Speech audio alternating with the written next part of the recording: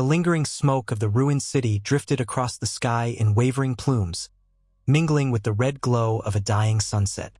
King's Landing still smoldered after the dragonfire and bloodshed that had racked its narrow streets.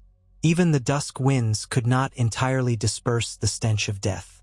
Bodies, burned or broken, had been piled around every corner, and the survivors wandered the rubble in shock. It was amid this shattered landscape that Arya Stark found herself standing on a fractured cobblestone path near what had once been the city's bustling gate. She had survived the collapse of stone walls, the roar of Daenerys Targaryen's dragon wings overhead, and the savage pandemonium that followed the Mad Queen's victory. But in her heart, she felt no triumph, only a burning sense of purpose. The red sky made it look as though the city were perpetually afire, or stained by the memory of those last dragon flames. Yet the fires had died, replaced by the quiet, deadly hush of an uneasy peace. Refugees huddled in makeshift camps, the once proud houses of King's Landing no more than blackened shells. Arya stood there, her cloak tattered, her leathers smudged with soot. She pressed her lips tight, brow creased, and looked around in silent heartbreak. The realm had always been cruel, but this was devastation on an unimaginable scale. She took a moment to notice a small child, so filthy with ash that it was impossible to see the color of his hair, stumbling over scattered rubble. The child's eyes were wide with fear, but he did not cry. Arya recalled a time when she, too, felt too stunned to weep in the aftermath of her father's death. Yet she said nothing to him. Words of comfort were useless in this place. Instead, she knelt and handed him the last bit of dried meat she had in her pouch. The child clutched it tightly, eyes bewildered, then scurried away behind the broken remains of a cart. Quietly, Arya rose to her feet, the weight of the city's desolation settling onto her shoulders. Daenerys Targaryen had been crowned by fire and fear. The throne, physically shattered and meaningless to those that survived, was still the symbol of power. Daenerys' victory had come at too high a cost. Arya had witnessed that cost in the charred bones littering the streets. She had seen it in the lifeless faces of men, women, and children who had tried to flee. She had heard their final screams. A gnawing guilt bit at Arya's heart. She was a killer, yes, trained by the faceless men, steeled by suffering, but never had she imagined the city would burn like this. She thought perhaps she could have stopped it if she had been faster or more cunning. She had done many things to protect her family, to avenge them, and yet here the slaughter was beyond vengeance, a horror that dwarfed the vendettas of the past. The idea of leaving this monstrous queen on the throne of Westeros was unthinkable. She turned her gaze northward, though the lines of broken buildings obscured the horizon. She thought of her sister Sansa, who had once told her that family comes first. She wondered what Sansa would do in her position. Sansa was pragmatic, but she also believed in doing what was necessary for the good of the North and the good of the realm. Jon Snow had tried to negotiate, tried to believe in Daenerys' better nature, but that hope had turned to ash alongside the city. Daenerys had chosen terror and death, thinking it the only language the people would heed. Arya remembered the Dragon Queen's face, a cold mask of righteousness, her eyes alight with a fiery conviction. There was no remorse, no regret, and little room for doubt. Determination filled Arya's lungs with each breath, as if the air itself were calling her to action. She knew there had been enough death, enough ruin. That was precisely why Daenerys Targaryen could not remain. If the last few days had proved anything, it was that the breaker of chains had become the breaker of wills, forging a realm of cinders to ensure her dominion. Arya's hand touched the hilt of needle through the tear in her cloak, a comforting presence, though she doubted the sword would do much good against a dragon. Yet Daenerys could not be allowed to rule unopposed. Arya began walking. The scattered stones crunched beneath her worn boots, sending little echoes down the deserted street. Here, the remains of what had been a father and daughter lay in twisted shapes, ashes clinging to bone. She averted her eyes. This was not the time to brood. She had to act. She had spent so much of her young life on a path of revenge. But this time she believed it was not just about revenge. It was about preventing a future in which more innocence would burn. She crept through the city that night, passing by unsullied guards who patrolled the roads. Their discipline remained impeccable, but she knew how to slip through shadows. She knew how to be a ghost, as silent and unobtrusive as a whisper. Occasionally, she would see Dothraki riders scanning the outskirts, still drunk on the euphoria of their queen's victory. She avoided them as well, her skill unmatched in staying hidden.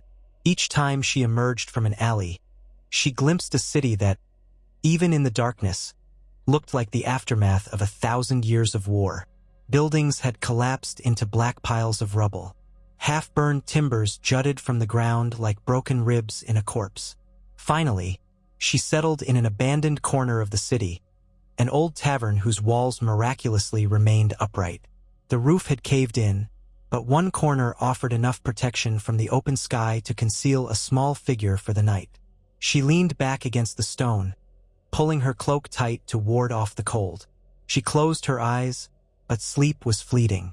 Instead, she thought.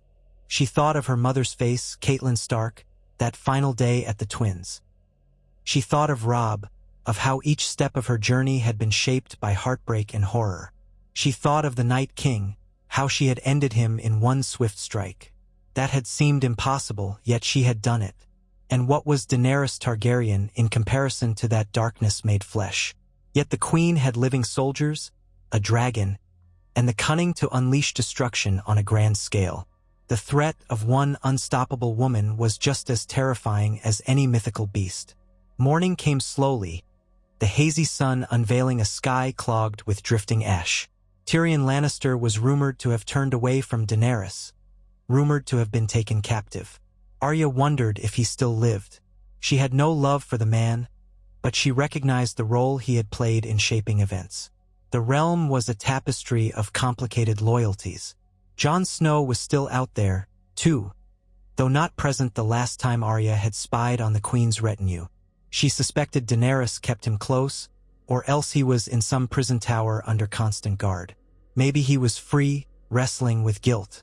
By midday, she was on the move again, weaving in and out of the city's alleyways. She needed to find a way to get close to Daenerys. Her mind played over the abilities she had learned in the House of Black and White. She could wear a face, become someone else. But to do that, she needed to prepare. She needed the face of someone Daenerys and her guards might allow near. That task was fraught with risk. Daenerys was not surrounded by fools. The Unsullied were disciplined, the Dothraki fearless, and Grey Worm was loyal as the sea is to the shore. Yet there might be an opening, a moment when all the defenses parted, if only for a blink. That would be enough for Arya Stark. She chose her hiding spots carefully, ghosting around the edges of patrols, eavesdropping on rumors. One rumor spoke of Daenerys taking up residence in the Red Keep's remaining hall, a place that was half collapsed and still reeked of smoke. Another said she was in the Dragon Pit, where the Targaryens of old once kept their dragons. Some believed she was establishing a new seat of power in the heart of the city's ashes, so all who approached would see what the price of disobedience looked like.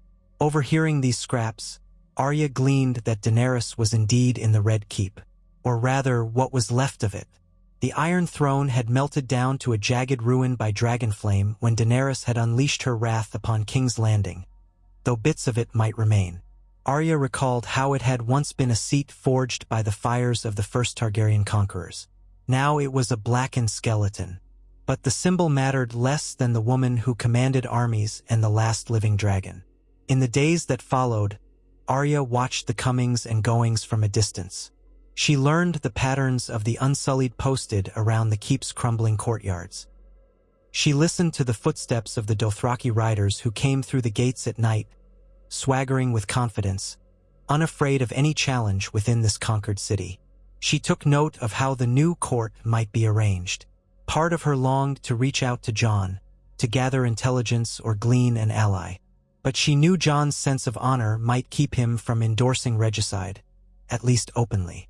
He would want to speak with Daenerys, to reason with her.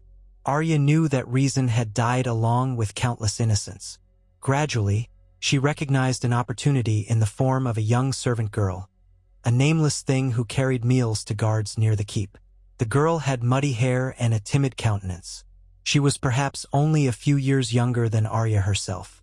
One late afternoon, Arya followed her through a series of narrow backstreets until the girl reached a modest lodging house commandeered by the Targaryen forces. Unsullied milled about outside. They hardly glanced at her, for she was one of many forced into labor to feed the occupying army. Arya peered from behind the corner of a stone arch and waited. Moments later, the girl emerged alone, clutching an empty basket to her chest as she hurried away. She wore the same anxious expression that Arya recognized in many of the forced servants. She was only trying to survive. Arya's stomach churned at the thought of what she was about to do. The faceless men had taught her to set aside identity, to see death as part of the cosmic balance. But the gods only knew how she despised sacrificing the life of some poor soul just to reach Daenerys. Yet she could not see another way. Daenerys was well guarded, and if Arya appeared openly, she would be cut down without ever getting close, or captured and used as a pawn. Arya was no stranger to ruthless choices. She told herself that if she left Daenerys upon that throne, countless more would suffer. The price of an innocent life weighed heavily, but the alternative was worse. She followed the girl deeper into a deserted slum district, a place of half-collapsed buildings and few people. The girl took a side alley that ended in rubble. It was quiet there, the city's main roads far off. Arya made her move swiftly, stepping out from a shadow with deadly precision. She seized the girl's wrist, pinning her against a crumbling wall, hand over the girl's mouth to stifle a scream. The girl's eyes were huge with terror. Arya pressed a blade lightly against the servant's neck, her voice scarcely more than a whisper.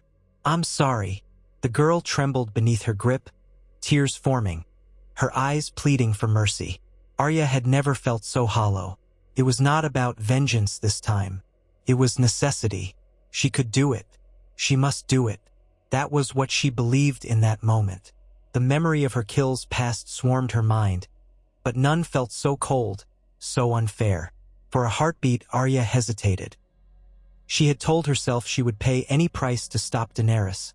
But here was the price, staring back at her with eyes brimming with terror. She lowered the blade. "Run," Arya hissed. "Go. Leave this city if you can." The girl's breath came in shuddering gasps as Arya removed her hand. But she did not bolt away. She seemed too stunned. Arya cursed under her breath. She had to act. Time was short. Her training with the faceless men had taught her that not all faces needed a death to be taken. But the face alone was not enough. She had to know how to become that person. She needed to observe her mark closely, learn their movements, mannerisms, voice, at least if she intended to pass for them in a guarded palace. "There's a small wooden door near the dragon pit.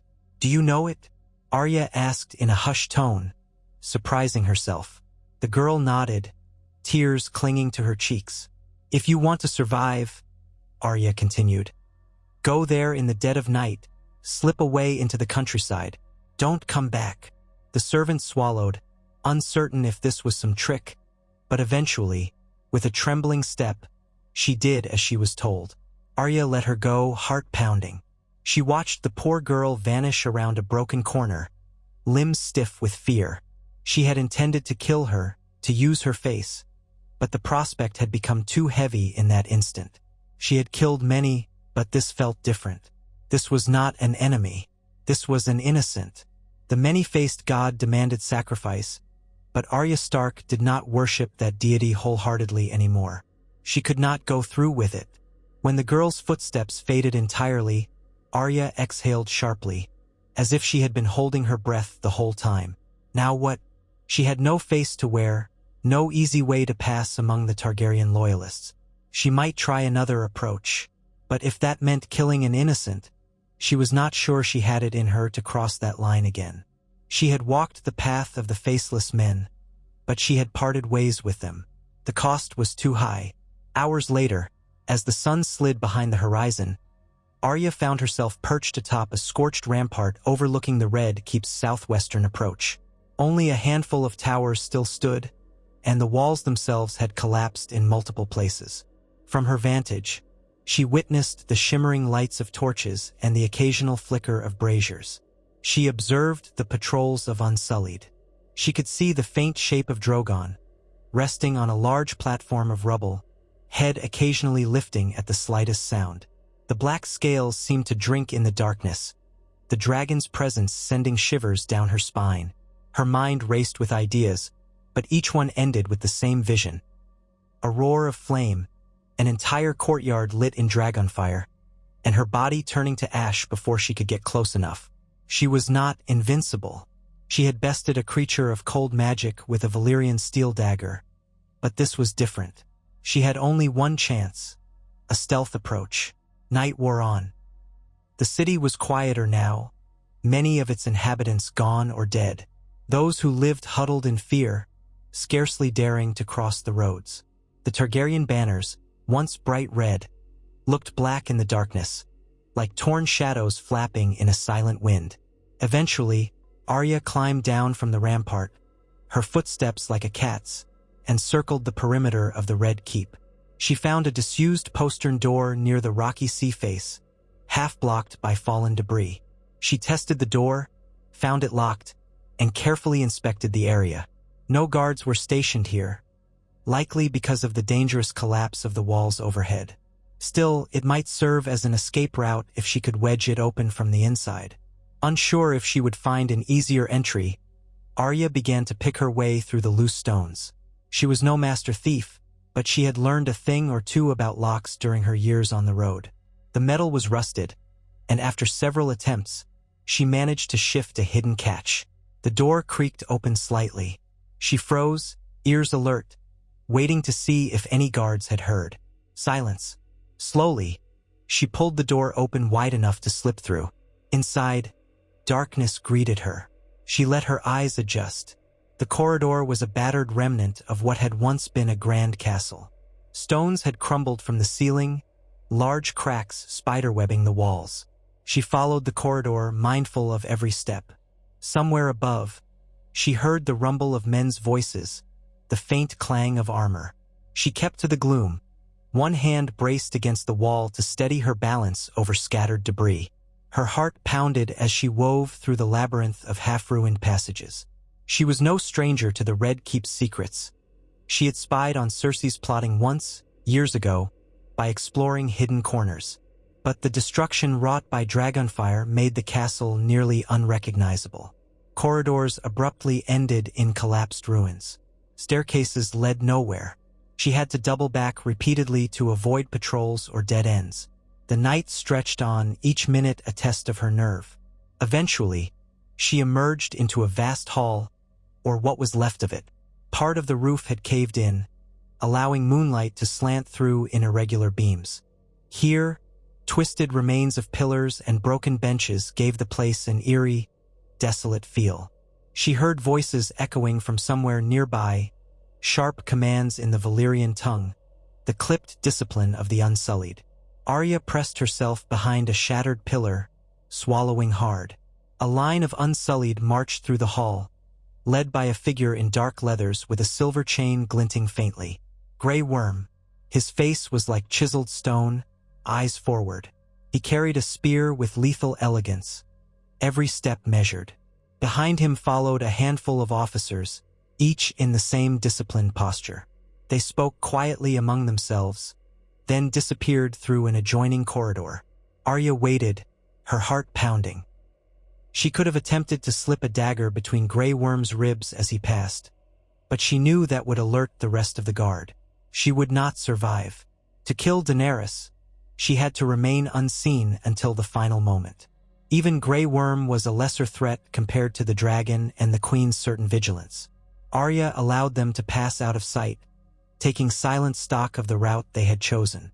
She slipped after them, hugging the shadows, until she reached a vantage point where the corridor branched off in two directions. She couldn't be sure which way Grey Worm and his men had gone. The first corridor, to the left, was lit by torches. The second, to the right, lay in deep darkness. From the left came the faint echo of commanding voices, perhaps a guard post or an assembly area. The darkness beckoned her to the right, which might offer a more discreet path. Arya steeled herself and moved into the unlit corridor, feeling her way along. She could almost taste the dust in the air. She soon discovered a stairwell leading upward, possibly to the higher floors where the royal apartments had once been. The steps were cracked, partially collapsed in places, but passable if she was cautious. She climbed, needle-like focus in her eyes, scanning the gloom for any sign of watchers. At the landing above, a single guard stood with his back turned. An unsullied soldier, spear in hand, posture tense. She could hear his calm breathing as she pressed herself flat against the wall, inching closer, mindful of any shift in the rubble that could betray her presence. She was only a step away when the guard, as if alerted by a sixth sense, began to turn. Without hesitation, Arya lunged. She clamped a hand over his mouth, slashed her dagger across his throat, and gently lowered him to the ground. The guard's body jerked for a moment, blood soaking into her glove. She grimaced, muttering a silent apology, then gently laid him flat so the noise was minimal. This was war, she told herself. This was necessity. After a final check for more guards, she moved on, following a corridor that led to a series of damaged rooms. The walls were scorched black, tapestries burned to nothing. She recognized the remnants of a once grand bedchamber, though most of the ceiling was gone, providing a view of the starlit sky. The city's flickering fires glowed below. At last, after more careful exploration, she found a vantage point overlooking what had once been the throne room. A large section of wall had collapsed, revealing a partial view of the hall within. The floor was littered with rubble, the great windows blasted open, and the dais at the far end was half melted. Upon the dais, what remained of the iron throne jutted upward in twisted spikes, glinting in the pale torchlight like a monstrous sculpture. And there, standing in front of it, was Daenerys Targaryen. Arya stilled herself, letting her breath go silent, her heartbeat pounding in her ears. The Targaryen queen was dressed in black, the silhouette of her leather garb as severe as her expression. Her silver-gold hair fell in braids down her back.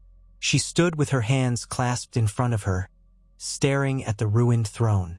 Torches flared around the perimeter, casting elongated shadows across the broken floor. Grey Worm appeared at her side, posture stiff, reporting something in low tones. Daenerys listened, face impassive, and gave him a curt nod.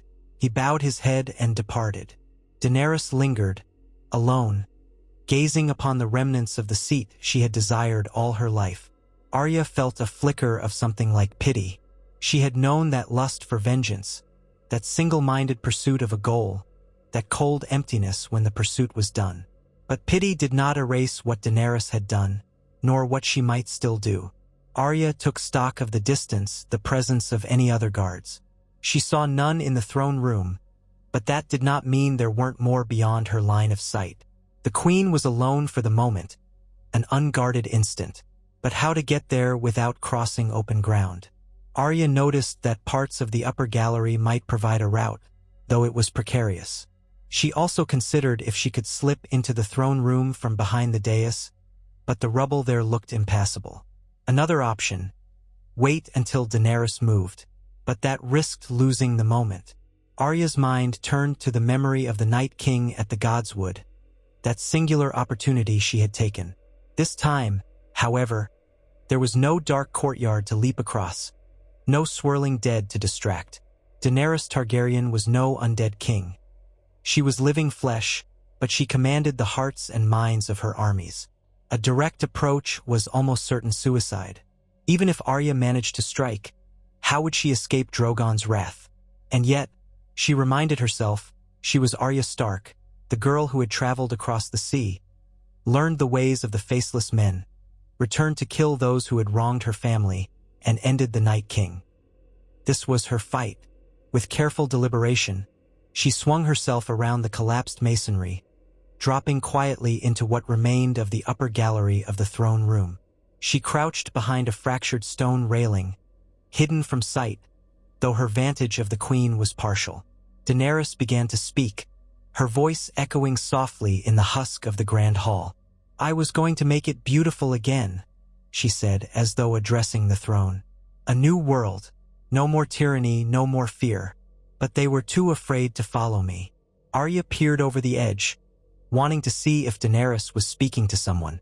But indeed, the queen stood alone, conversing with the specter of her own ambitions. I freed them, Daenerys continued, voice trembling with a quiet rage. And yet they refused me, so I had to show them. I had to show them what happens to those who cling to the old ways. If I spare them, if I allow them to rise against me, the cycle of suffering never ends. Arya felt an unbidden chill. She had imagined that Daenerys felt regret or sorrow at the carnage. But the queen's words were laced with righteous fervor. She truly believed in her cause, believed that everything she had done was justified. Arya gripped the railing, knuckles white. She watched as Daenerys paced slowly, trailing a hand over the twisted metal of the throne. I have sacrificed so much, she murmured. Viserion, Regal, Ser Jorah, Missandei, all for this, and still they doubt me.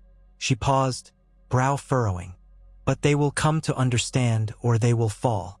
My mercy is in breaking chains, not in forging new ones. Arya's breath came in soft, controlled draws. Her chance might be now. The queen was alone, momentarily vulnerable. But was it a trap?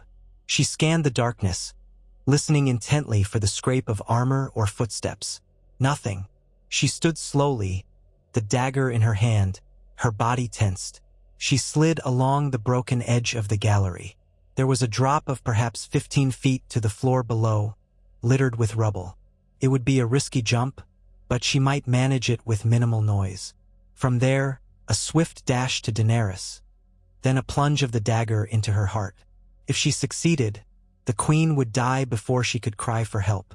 But Drogon, where was Drogon? No sign of the dragon inside. Perhaps he was roosting outside, as she had seen earlier. She prayed to the old gods and knew that fate would favor her once more. She inched closer, pressing her lips together to steady her breathing. Daenerys was still speaking in a low, fervent voice. Jon does not understand. He sees only what he calls madness. But what is madness if not the refusal to surrender to a broken world? I will mend it. I will mend everything. Arya clenched her jaw, steeling herself. She rose and leapt over the crumbled railing, landing with a controlled roll on the throne room floor. Dust billowed, and the clatter of small stones echoed in the chamber. She froze, dagger in hand. Daenerys spun around, eyes flaring wide with surprise. For a heartbeat, the two women locked gazes across the rubble-strewn distance. Arya's heart hammered. She sprang forward, crossing the space with lethal grace. She could see the flicker of recognition in Daenerys's eyes, an instant of disbelief. The queen's mouth opened as if to shout. But Arya was faster. She darted past the first jagged rock, sliding over a broken chunk of pillar. In her mind, this was the singular moment. She had to strike now or never. Daenerys recovered from her shock enough to sidestep, raising a hand as though to ward off Arya. She had no weapon in her grasp. Arya lunged with her dagger aimed at the queen's heart. But Daenerys, driven by adrenaline, twisted aside. The dagger sliced through the folds of her black leather sleeve, drawing a line of blood on her arm. She let out a hiss of pain, stumbling back. Arya Stark, Daenerys spat, eyes blazing with fury. So my enemies send a child to kill me. Arya circled, breathing hard, scanning Daenerys' stance. The queen was not untrained. She had spent years on the run, learning to defend herself. But Arya was a master. She feinted left, forcing Daenerys to shift her weight, then spun to the right, aiming a strike at her ribs. Daenerys evaded again, though barely, her expression shifting from rage to sudden fear. You burned the city? Arya growled, her voice low and cold. All those children, all those families. They refused me, Daenerys said, though she gasped for breath. They would have risen against me. I gave them a chance to surrender. They chose to fight. Did that girl I saw cowering in the street choose to fight? Arya asked, stepping forward, blade at the ready. Or the thousands burned alive in their homes? Daenerys pressed a hand to her wounded arm, eyes flicking around the throne room as if seeking an escape. She found none. There will always be innocents who suffer in war. Her words were shaky, but her chin rose with defiance. I am building a new world, a free world. Sometimes freedom is born in blood. Arya's lip curled, her entire body trembling with a mixture of rage and dread. She advanced another step. You'll kill anyone who doesn't bend the knee. That's not freedom. That's fear. Daenerys's gaze flickered. I wanted you beside me. The North, the Starks. You could have been my allies. But you choose to see only the ashes. What of the future we can build? The future belongs to the living, Arya said quietly. And you don't deserve to shape it. She moved in again. Daenerys, unarmed, tried to maneuver around the jagged edges of the throne behind her. One slip and she might impale herself on the twisted metal. Her eyes darted to the massive double doors at the far end of the hall, as if considering a sprint. But Arya kept the distance close. She needed only an instant to end this. A sudden roar echoed beyond the throne room's broken walls. Drogon. Arya felt the tremor of that sound reverberate in her bones. If the dragon arrived, her chance would be lost. She sprang forward, dagger raised. Daenerys braced herself, face tightening. Arya slashed downward. At the last moment, Daenerys twisted her body, hooking Arya's wrist with surprising strength, driving the dagger wide. The blade scraped across a broken iron prong of the melted throne, sending sparks into the air. Arya hissed in frustration, struggling against the queen's grip. Daenerys tried to wrest the dagger from Arya's hand, but Arya pivoted and drove a knee into Daenerys's midsection. The queen stumbled back, coughing, losing her hold. Arya pressed in, determined to finish it. And then the throne room doors slammed open. Grey Worm rushed in with a half-dozen Unsullied, their torches illuminating the darkness. Arya's eyes darted that way, her pulse pounding. Daenerys used the moment of distraction to twist out of reach and scramble toward her protectors. Arya cursed under her breath. Time slowed as she realized she was caught in the open, with a ring of spears about to close in on her. Grey Worm's voice thundered in Valyrian, commanding the soldiers to surround the intruder. Daenerys, breath ragged, pointed a trembling finger at Arya. "Kill her!" she spat, her eyes wild. Arya saw the thrust of spears, the ring of deadly points. She would not survive if she stayed. She took 2 swift steps backward, heart racing, scanning for a route of escape. More spears closed in. Grey Worm himself lunged forward with a deadly strike aimed at her chest.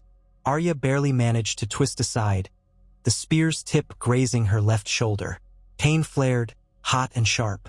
She bit back a cry, stepping away as blood seeped into her sleeve. A second Unsullied soldier lunged, and she parried with her dagger, deflecting the blow enough to keep from being run through. Another spear came from behind, forcing her to pivot again. She was outnumbered, cornered against the ruined dais. Daenerys stood behind the soldiers, clutching her wounded arm, fury burning in her eyes. The swirl of cloaks and raised weapons constricted around Arya. She feinted a downward slash to one side, then darted for a gap between 2 soldiers, dropping into a roll to slip past their spears. It was a desperate move, but it worked. She sprang up behind them, blood pounding in her ears. If she stayed to fight, she would perish. She sprinted across the rubble-strewn floor, heading for the side entrance that led to the labyrinth of hallways. A soldier rushed to intercept, but she threw her dagger. It sank into his throat with a sickening thud. He collapsed, giving her a momentary opening. She dashed through the archway, hearing Grey Worms and raged shouts behind her. Her dagger was gone, but she still had needles strapped to her hip. She yanked the small sword free, ignoring the pain in her shoulder, and plunged deeper into the corridors of the Red Keep. In the darkness, she ran. Torchlight flickered behind her, shadows bobbing and dancing on the walls. She could hear the footsteps of the Unsullied in pursuit, methodical, relentless. She tried to recall the path that would lead her back to the postern door or some other exit. Each turn she took seemed to dead-end with collapsed rubble or lead her into a corridor she did not recognize. Her breath came in ragged gulps. She could feel warm blood trickling down her arm from the wound in her shoulder. At a junction, she slid to a halt, heart in her throat. Another group of Unsullied appeared on her left, alerted by the commotion. She turned right only to see more approaching from that direction. She was trapped between two squads of silent, spear-wielding soldiers. Thinking quickly, she spotted a narrow gap in a fallen wall just ahead. Without hesitation, she dived through the opening, ignoring the flare of pain. The jagged edges of stone scraped her arms and legs as she squeezed into the space. Her pursuers reached the gap seconds later, spear points thrusting in after her, scraping stone. Arya scrambled deeper into the collapsed area, a pocket of darkness that smelled of dust and decay. If she stayed quiet, they might think she had fled further or had found another route. She pressed herself against the wall, controlling her breath, ignoring the searing pain in her shoulder. She concentrated on making not the slightest sound. Through a narrow slit in the broken stones, she could see torchlight flicker as the Unsullied searched the corridor. She heard Grey Worm's frustrated voice barking orders. They began to spread out, methodically checking every possible hiding spot. Arya's heart thundered against her ribs. She was wounded with no easy way to escape. If they cornered her here, she would go down fighting, but it would end in her death. Minutes crawled by. The orange glow of torchlight swept back and forth across the stones, occasionally illuminating her pale face. She barely dared to blink. Eventually, some of the soldiers drifted farther down the corridor. Others lingered, scanning the collapsed wall. One soldier knelt and peered into the gap. Arya stilled, her hand wrapped around Needle's hilt, preparing for a final desperate strike if he saw her. But the flicker of torchlight only reached so far. He squinted, seeing only darkness and broken stone. With a grunt of frustration, he withdrew, standing to speak to his comrades. She did not exhale until they finally moved on, their footsteps receding. Even then, she stayed motionless, pressed against the cold stone, ears straining to catch any sign of them doubling back. The clang of armor and the echo of voices gradually diminished. At last, only silence remained, punctuated by the distant drip of water from some hidden crack in the rubble. Arya let out a shaky breath, her body trembling from adrenaline and blood loss. Her shoulder throbbed with every heartbeat. She had come so close to killing Daenerys, only to fail at the last instant. Now the queen was surely on high alert. Guards would be everywhere. The chance of slipping close to her again seemed small. Yet the city's fate hung in the balance. If Arya did not end Daenerys, who would? Jon might, if he could be convinced, but Arya knew he still loved Daenerys in some part of his heart, or at least felt bound by oaths. Tyrion might, but he was locked away, condemned for treason. No, it had to be her. Gingerly, she shifted, wincing at the pain in her shoulder. She needed to stop the bleeding. Rummaging in her cloak, she tore a strip of cloth from its lining, then peeled away her leather guard to examine the wound. The spear had grazed her, slicing flesh but not deeply enough to cripple. It hurt fiercely, though, and it bled. She pressed the cloth against it, sucking in a breath at the jolt of pain. Then she tied it off as best she could in the cramped darkness. She slumped back, exhausted. The events of the night weighed on her. The city was no safer than before. Daenerys lived, and might soon bring further wrath upon those who dared to resist. Arya remembered the vacant stare of that child she had seen. She thought of the broken people among the ashes. She had to do this, or else no one would. Exhaustion threatened to claim her. She let her eyes close for a moment, drifting in a hazy half-sleep, adrenaline slowly seeping away. She dreamt of Winterfell's snow, of her father's voice, of the words he had once spoken to her. In winter, we must protect one another, keep each other warm, share our strengths. She woke with a jolt, uncertain how much time had passed. Perhaps an hour, perhaps more. By the time she crawled back through the gap, the corridor was empty, though scorch marks on the stone and the presence of fallen debris gave it a sinister cast. She crept silently, senses on high alert. The keep's labyrinth seemed even more daunting in the dim hours before dawn. From somewhere up above, she heard a distant roar, Drogon. Again. She felt the hairs on the back of her neck prickle. Eventually, she worked her way to a vantage point overlooking an open courtyard within the Red Keep's walls. By the faint light of pre-dawn, she could see the shape of the dragon perched on a collapsed tower, wings partially folded, massive head occasionally swiveling as if on watch. There were torches below, forming a ring of light around the courtyard. Dozens of Unsullied stood at attention, well-disciplined despite the hour. Daenerys herself was not visible, but Arya assumed she was somewhere within, likely guarded by a small army. Despair threatened to creep into her heart. How could she get close again? She tried to push the thought aside. There had to be a way. She considered seeking out Tyrion, though she had no idea where he was being held. Perhaps he might devise a plan. But that too was risky. Every corridor was watched. She was wounded, tired, alone. Another day passed in a tense cat-and-mouse game. Arya hid in the recesses of the Red Keep, moving only when necessary, searching for an opening, finding none. Patrols were doubled. Daenerys rarely ventured from the secure inner chambers, except to visit the courtyard where Drogon waited. The unsmiling ranks of the Unsullied had grown thicker. The Dothraki presence had increased as well. She saw them gathered near the keep's outer walls, always armed, always watchful. By the second night, she had relocated to a hidden storeroom near the keep's eastern side. Through a small hole in the wall, she could see out over the remnants of the city. Fires still burned in some quarters, the destruction refusing to be stamped out. She tried to sleep but found no real rest, her mind looping through possible strategies. She told herself that if the chance did not come, she would make it. Came on the third night.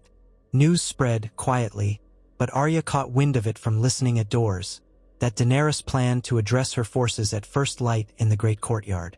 The rumor said she would unveil her next move, a campaign to pacify the rest of Westeros. Perhaps the North, perhaps Dorne. No one was certain, but the Queen meant to rally her armies. There would be a grand assembly, but if it resembled the last time she had rallied them, it might be a triumphant, terrifying spectacle. Arya dared to think. If Daenerys stood before her assembled forces, would that not be the worst moment to strike? Surrounded by countless Unsullied and Dothraki, and with Drogon sure to be overhead, Arya's success would be near impossible. She would never make it out alive. But that might not matter if she succeeded in killing Daenerys. She tested her wounded shoulder. It still hurt, but she could move her arm well enough to wield a blade. She had cleaned and rewrapped the wound in stolen bandages. Survival might be out of reach, but she could do the deed.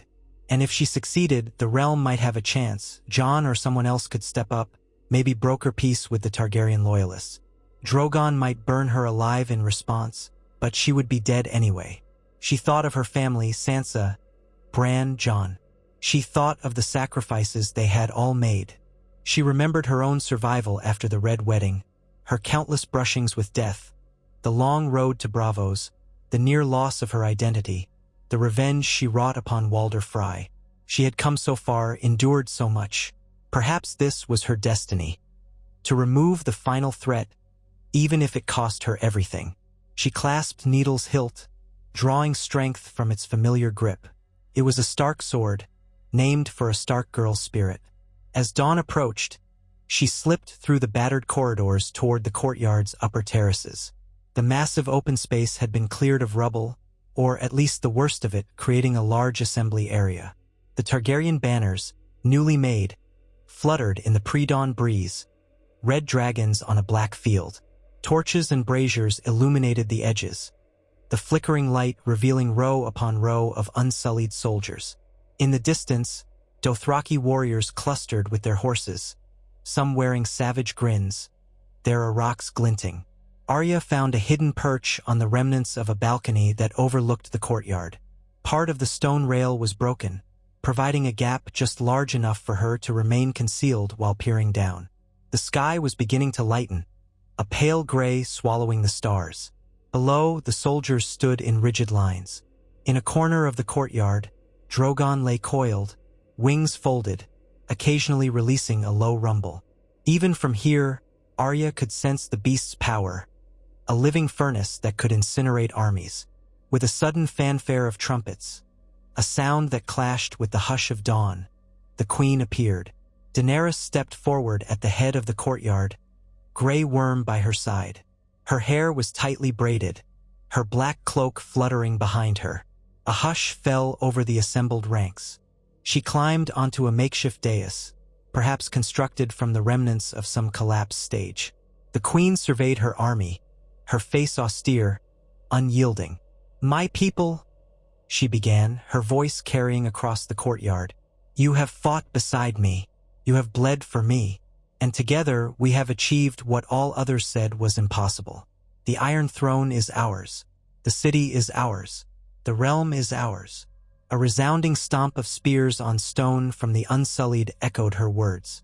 The Dothraki let out fierce whoops and cries.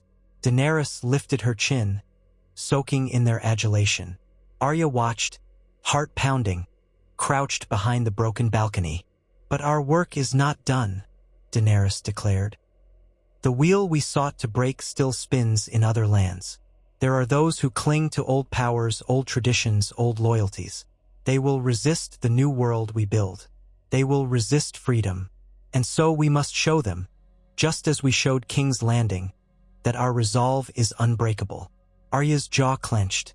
Below, Grey Worm stood proudly, spear in hand, as if ready to march to the ends of the earth for his queen.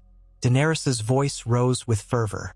"We will march north, to those who still call themselves free from my reign. We will march east, to those who plot in shadows. We will fly across the sea if we must, until every chain is broken, every seat of tyranny shattered.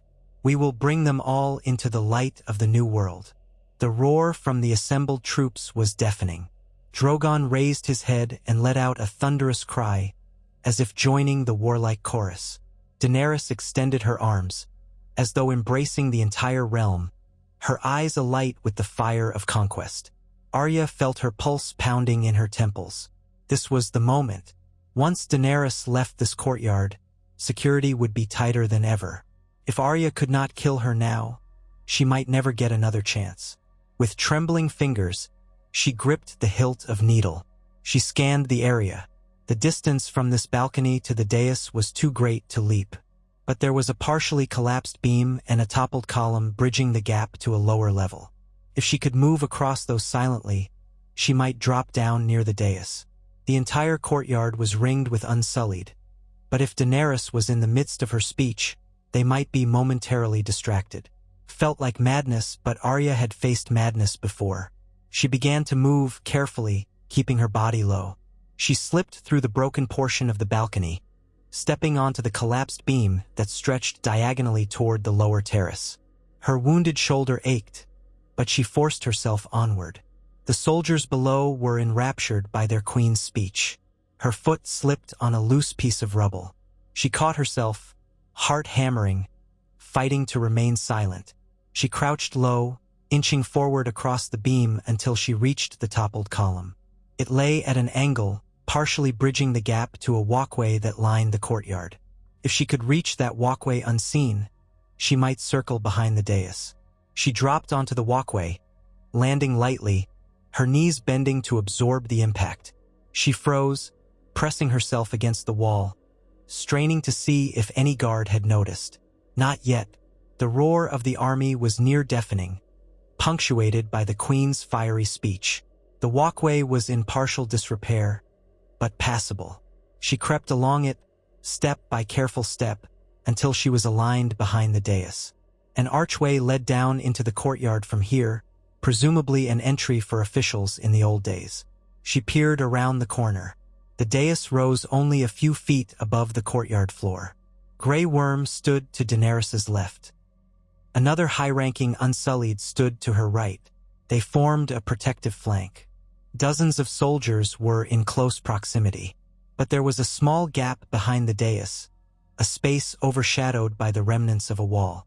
If Arya could approach from behind, she might have one clean strike. but she would be in full view of the entire courtyard. Once she moved, the window for success would be narrower than a heartbeat. Daenerys's voice carried over the throng. "We will not rest until the last tyrant is cast down, until the last kingdom bows to our cause. We will free every soul from subjugation, and we will build a realm of justice. This I promise you, with the blood of the dragon." The Unsullied pounded their spears in a thunderous salute. The Dothraki shrieked their battle cries. Drogon let out another savage roar that shook the very stones. Daenerys lifted her arms, as though she were some avenging goddess presiding over the fate of men. Arya seized the moment. She dashed from the archway, staying low behind the dais. Only a few feet of open space separated her from Daenerys's unprotected back. She could see the queen's braided hair swaying with each dramatic gesture. The noise was so immense that Arya's soft footfalls might be lost in the tumult. She drew needle, breath quickening. Her entire life had led her to this. She closed the distance in seconds, every sense focused on her target. The dais was only half a step above the courtyard floor here. She braced herself, raising needle for a fatal thrust. Daenerys was still speaking, oblivious, until Grey Worm, perhaps sensing movement, twisted his head. His eyes widened in alarm. He shouted, lifting his spear. But he was too slow. Arya sprang onto the dais behind Daenerys, lunging with needle aimed at the queen's heart. Daenerys tried to spin, but there was no time to evade. The tip of Arya's blade drove into her back, piercing leather and flesh, sliding deep. Daenerys let out a choked cry, her expression contorted with shock and agony. The entire courtyard seemed to freeze in that instant, a collective gasp quelling the cheers. Grey Worm roared in Valyrian, lunging at Arya. But Arya, fueled by desperation, wrenched the blade free and plunged it again between Daenerys's ribs, aiming for her heart. The queen's knees buckled, blood staining her black cloak. Time shattered into chaos. The Unsullied rushed forward, spears bristling. The Dothraki screamed in fury. Drogon's roar split the sky, more primal and terrible than any sound Arya had ever heard. She looked into Daenerys's eyes for a fraction of a moment. The queen's lips moved, but no words came, only a trickle of blood. Her gaze held a mixture of disbelief and betrayal, as though she could not comprehend this end. Then she crumpled to the dais floor. Arya knew she had to move or die. She ducked under Grey Worm's wild spear thrust, the tip narrowly missing her face. She rolled off the dais, landing hard on her injured shoulder. A fresh wave of pain erupted, but she forced herself up. The courtyard exploded in activity. Unsullied charged at her, Dothraki howled, some reaching for their bows. High above, Drogon launched from his perch with a furious bellow, wings cracking the air like thunder. Arya sprinted across the courtyard, weaving between soldiers. A few lashed out with spears. She narrowly avoided a thrust, then darted behind a broken cart, kicking it over as partial cover. Arrows hissed past her, some lodging in the cart's wood. She had only seconds before the entire might of Daenerys's forces fell upon her. But Daenerys was dead. The queen lay bleeding on the dais, her ambition ended by Arya's blade. Arya's job was done, but to her own surprise, she found that instinct for survival kicking in. She was not ready to die. She sprinted toward an exit at the far side of the courtyard, where the broken gates led into a corridor. Arrows and spears flew. She ducked and dodged, heart in her throat, ignoring the agony in her shoulder. She saw the flash of Drogon's massive shape overhead. The world lit with orange fire as the dragon spewed flame across the courtyard, incinerating Unsullied and Dothraki alike in his blind fury. The monstrous heat washed over Arya's back, searing her cloak.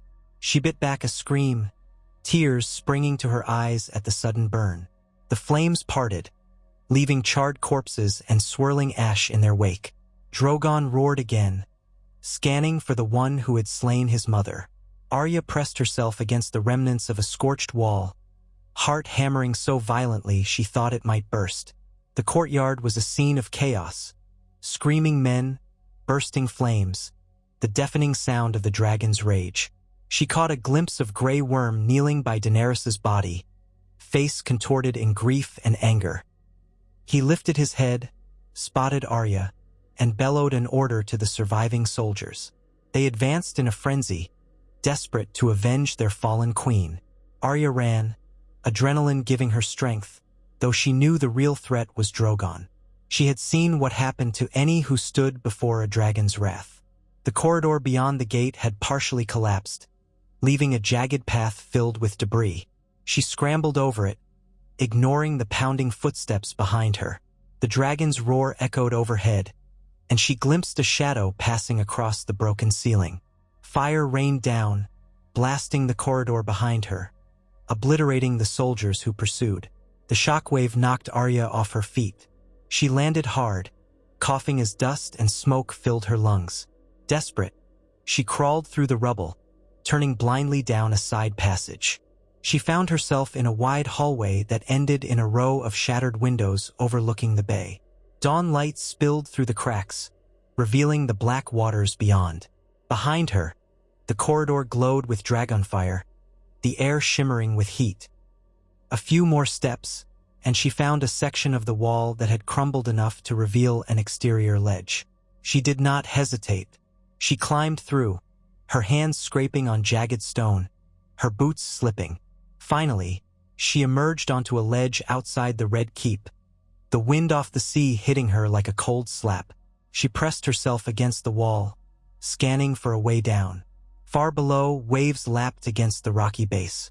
The drop was lethal, but a narrow path of broken masonry sloped downward along the keep's outer face, leading to a lower terrace.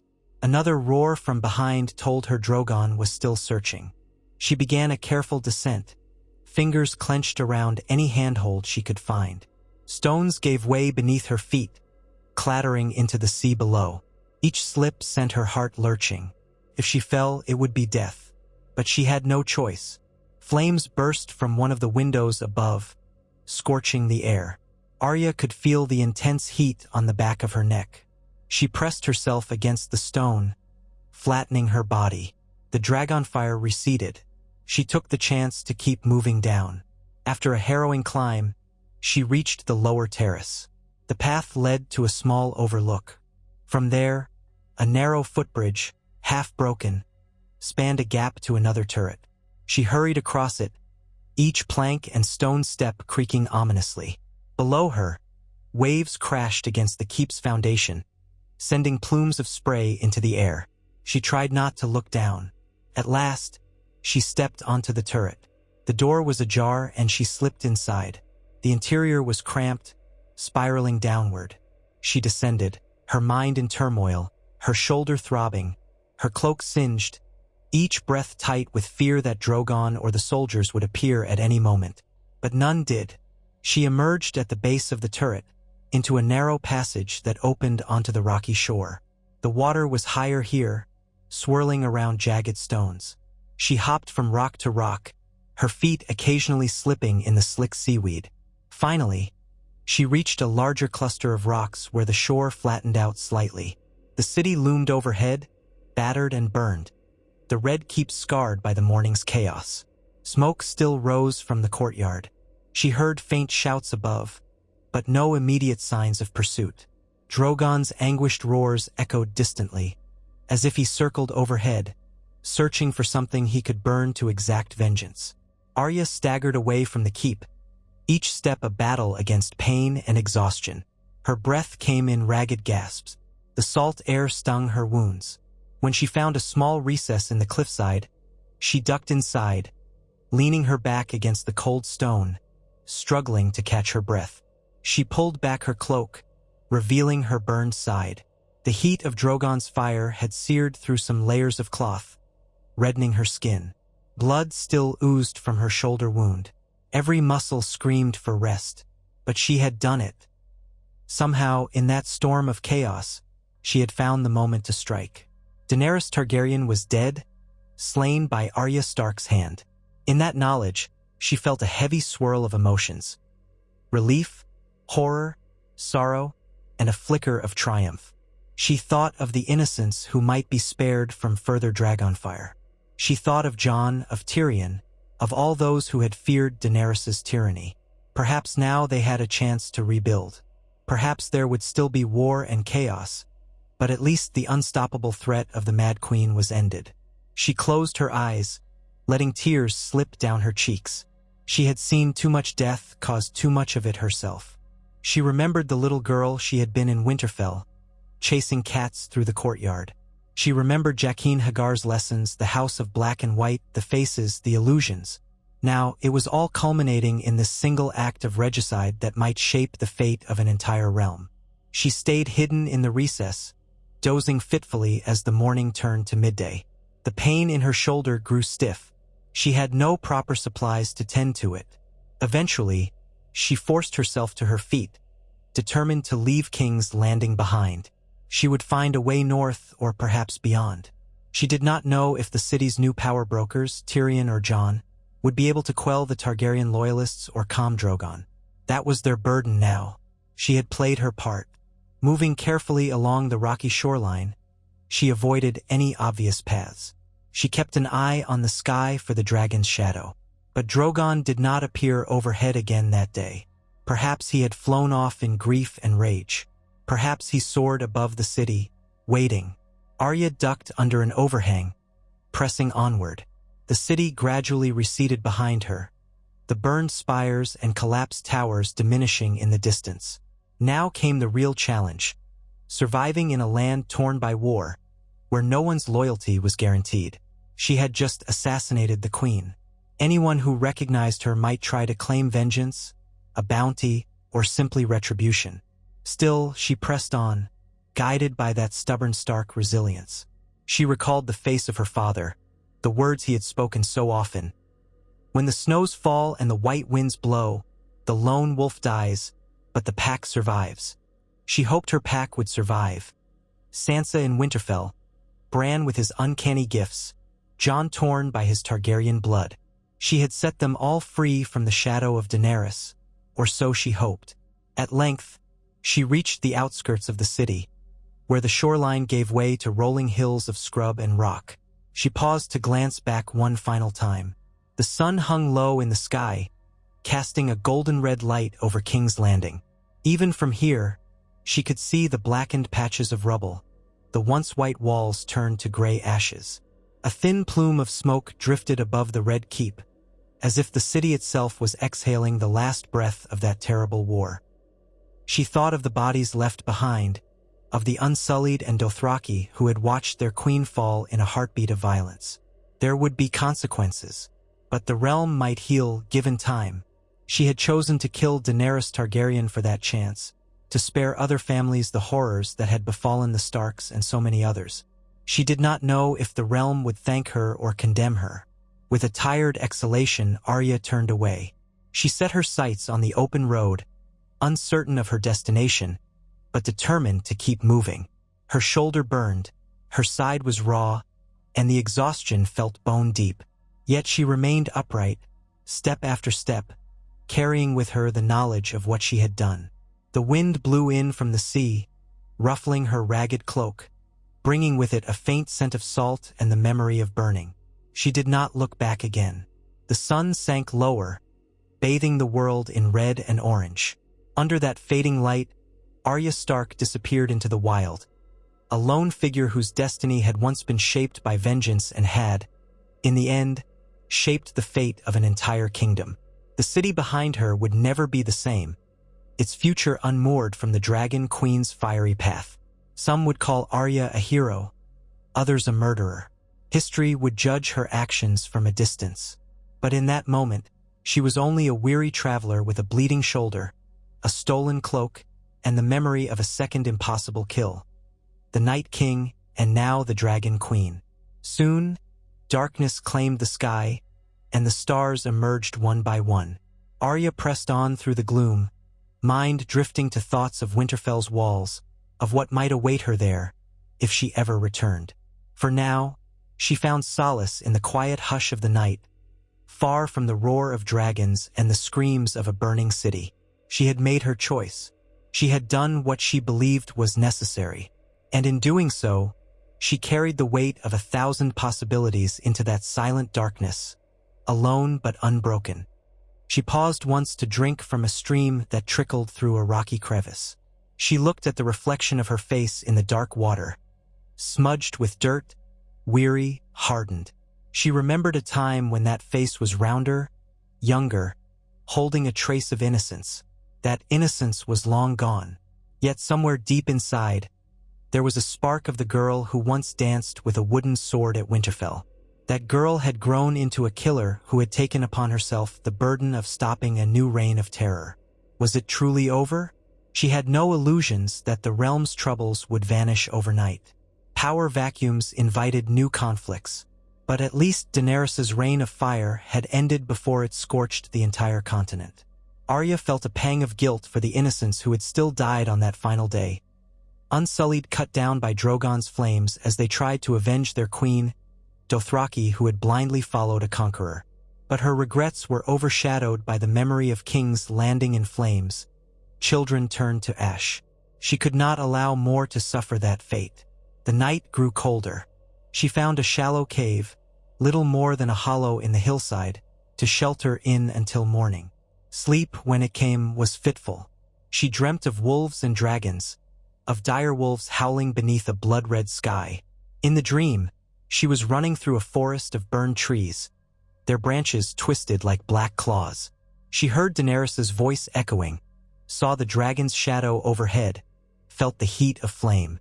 But then the dream shifted, and she stood beside the statue of Lyanna Stark in the Winterfell crypts, candles flickering. The dream faded. When she woke, dawn light touched the horizon with pink and gold. Her shoulder ached fiercely, but she pushed past it, determined to put as much distance as possible between herself and the city. She had no horse, no supplies. She was alone. Yet she had been alone many times before. She had survived.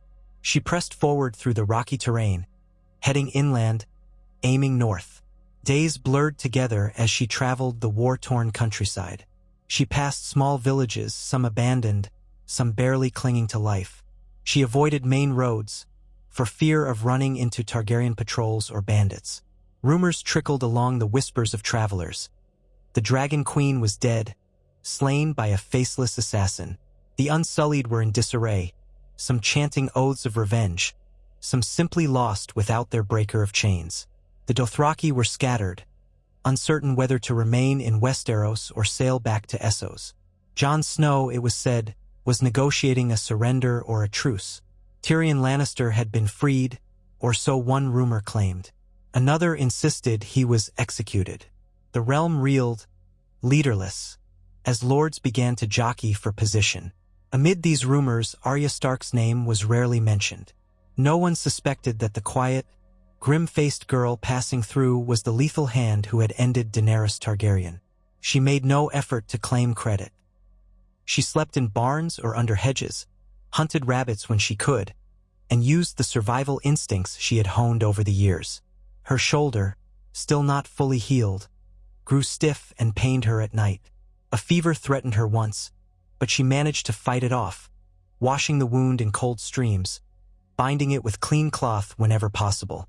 The land itself seemed to mirror her inner landscape, scarred, uncertain, searching for a path forward. She traveled through the Crownlands, noticing the farmland ravaged by war, the roads torn up by marching armies. Occasionally, she would spot small folk returning to their burned villages, attempting to rebuild. She watched from a distance, remembering the ruin of King's Landing. Perhaps with the Dragon Queen gone, peace might eventually take hold. But Westeros was a place of endless cycles of conflict. Her father had taught her that. One evening, near twilight, she approached a small river. She found an ancient stone bridge, half collapsed, but still traversable on foot. On the far side stood a makeshift camp, a handful of tents, and a tattered banner bearing the sigil of House Baratheon. She halted, uncertain, scanning for signs of danger. The men there looked exhausted, wounded, as if they had seen too many battles. They took little notice of her. A weary sentinel gave her a cursory look, then turned away. Arya moved on, crossing the bridge quietly, the water rushing beneath her feet. In the gathering dusk, she caught sight of a flicker of firelight deeper in the woods. Another camp, or maybe refugees. She steered clear, not wanting any trouble. She was aware that word of Daenerys' death had spread, and though most might welcome it, Targaryen loyalists could still be anywhere. She had no intention of being captured. In the thick canopy of trees, she found a small clearing to sleep in. She set up no real camp, for she had no tent or bedroll, only the clothes on her back and needle at her side. She curled up against a mossy log, letting the darkness envelop her. The forest was alive with night sounds, crickets, distant owls. It reminded her of the wolfswood near Winterfell, the nights she spent chasing animals or practicing with her bow. The memories felt both comforting and impossibly distant. She closed her eyes, thinking of her sister Sansa, queen in the north now, or at least the Lady of Winterfell. Sansa would do what was best for their people. Arya wondered if she should return home, but something in her balked. She had taken a life that would shape the course of Westeros. She had done it for the good of the realm, but the deed itself was monstrous. She felt unclean, haunted by Daenerys' final gaze. Could she simply walk back into Winterfell and pretend to live a normal life? Her exhaustion pulled her into a restless sleep. She dreamed she was standing on the ramparts of the Red Keep, the city burning below. Daenerys appeared beside her, alive and unhurt, her eyes blazing with accusation. "You murdered me," Daenerys said in the dream. "You are no better than those who killed your family." Arya tried to protest, but no words came. The city below turned to blackened snow, swirling upwards until it covered them both. She woke with a start, sweat beading her forehead. It took her a moment to recognize the real world, the quiet forest, the dying embers of moonlight. She exhaled, running a hand through her tangled hair. Dawn was still a few hours away. She sat in silence, watching the trees sway in a gentle breeze, their silhouettes faintly visible against the starry sky. Thoughts churned. She had been the instrument of fate so many times, crossing names off her list, serving the many-faced god, slaying the Night King. Now Daenerys Targaryen. It was as if she had become death incarnate, drifting through the world to strike down those who threatened her or her loved ones. Where did that leave Arya Stark, the girl who once dreamed of adventure? When the sky began to lighten, she rose, stretching her stiff limbs. She rubbed her sore shoulder, checked the makeshift bandage. Dried blood flaked away, leaving the skin pink and tender. Still, she had enough strength to push onward. She had no clear goal in mind except distance, but each step, each league, brought her closer to the Riverlands or the Neck. She might cross into the north eventually, find some place to rest. Yet something tugged at her, a restlessness that had followed her since she left Winterfell the first time. Once, she had spoken of traveling west of Westeros, to see what lay beyond the maps. The thought lingered. Perhaps, when all was said and done, that was her path, to sail into the unknown, leaving the blood-soaked land of her birth behind. She had played her part. Let others pick up the pieces. Days bled into weeks as Arya continued her journey. She saw the land slowly recovering from war, fields sprouting green in the early summer sun, small folk returning to their hovels. She heard scattered news of a gathering of lords in King's Landing, the forging of a new council, talk of choosing a new ruler. Rumor claimed that Bran Stark, the Broken, had been crowned king in a surprising turn, uniting many lords behind him. Arya felt a pang of wistful pride if that was true. Her strange brother, with his distant, all-seeing gaze, now sat the throne? That alone felt unreal. But perhaps he was the best chance for peace. She wondered what role Jon had played in all that. Had he been named Hand? Or had he returned to the Wall, as some rumors suggested? There were whispers that he had been exiled for his complicity with Daenerys, or for some other political reason. The details were murky. Tyrion was rumored to be Hand of the King. Grey Worm had taken the Unsullied back across the sea, seeking a new life in Noth, Missandei's homeland. The Dothraki might have followed them or dispersed. And what of Drogon? Some claimed the dragon carried Daenerys' body away, never to be seen again. Others said he roamed the skies, wreaking havoc. All contradictory tales. Arya took it in with a quiet sense of detachment. The realm would rebuild. The siblings she had left behind would shape its future. She was no politician, no lady. She was a killer forged by hardship. Maybe the best thing she could do was leave Westeros behind. At last, she reached the Trident, its wide waters flowing steadily under a warm sun. A group of travelers had set up a ferry service with a rickety flatboat, offering passage across for a few coppers. Arya lingered in the shade of a willow, watching peasants, merchants, and soldiers cross. She debated revealing herself, or if she should continue unnoticed. Eventually, she joined the queue. She handed over a small coin from her meager possessions, a leftover from some fleeced purse. The ferryman barely looked at her. She boarded the flatboat. As it crossed the river, she stood at the edge, feeling the breeze. The water glinted under the sunlight, fish occasionally breaking the surface. She thought of the stories she had heard about her father's generation fighting the Battle of the Trident, of Rhaegar Targaryen's death in these waters. Another Targaryen had met a violent end by stark steel. So many cycles of history repeated. Would this truly be the last? She disembarked on the western bank, stepping onto the worn dirt path. Beyond lay the riverlands, a patchwork of rivers and fields, once ravaged by war, now slowly mending. She set her course generally north and west, aware that Winterfell lay far beyond the horizon. At a crossroads, she paused before a weathered signpost. One direction pointed towards Riverrun, another toward the Vale, another north to Winterfell. The path to the coast branched away into the distance. She stood there, heart thudding, torn by indecision. Winterfell meant family, a home she had scarcely known since childhood. But she felt something pulling her toward the sea.